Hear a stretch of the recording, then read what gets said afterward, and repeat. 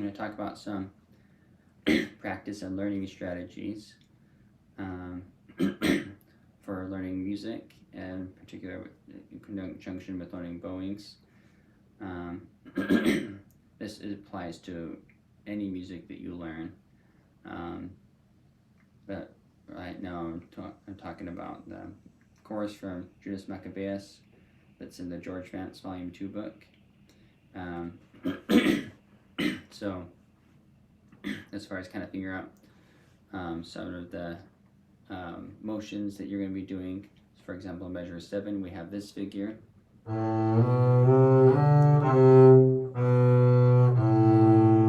which has a 4 slurred note group,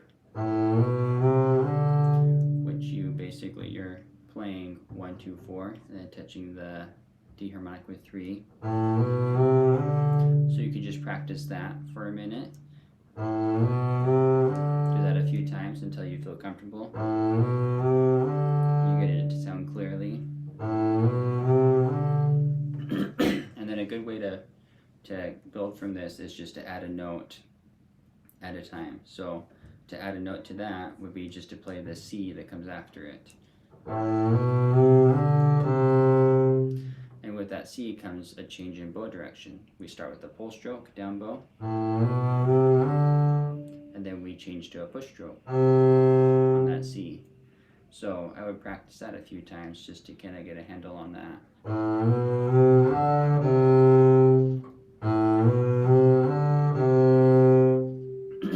And then you have a hooked bow with that C going to a B, so you could practice that alone. And it happens on a push stroke, so I'd only practice it on a push stroke. And once that feels comfortable, try the whole measure. And you could break it up like this. Get everything set. Set. Set. And once you get good at getting everything set, try and put it together in rhythm.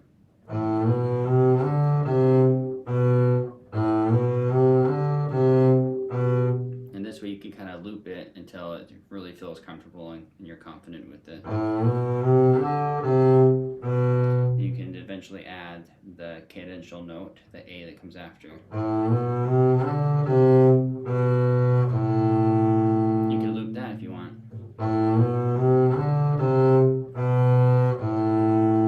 So with that, with a few steps, I taught myself how to get the fingerings and in conjunction with the bowings and learning the notes for that 2-measure passage there.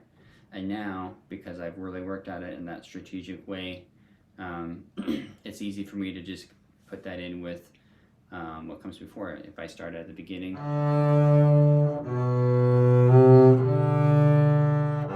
going to try what I learned.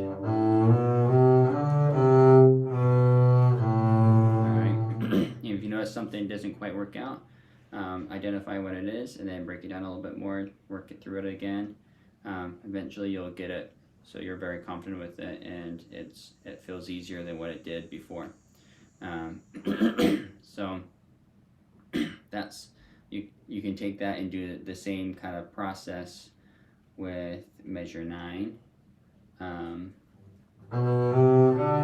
Practice those 4 notes.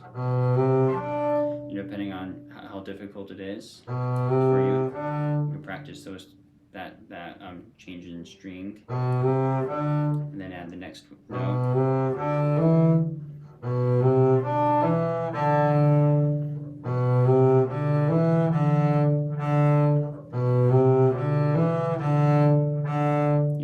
This nice thing about these D's, all you have to worry about is just what you're doing with the bow, that hooked bow.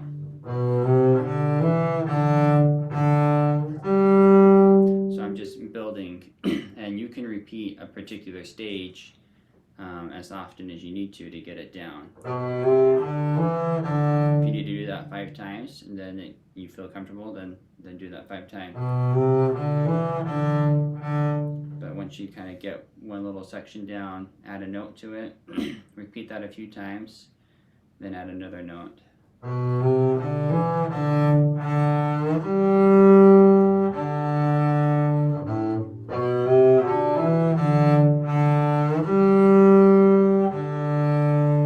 Alright, so I could loop like a phrase like that until it feels very, very comfortable, and then I can add the next phrase to it.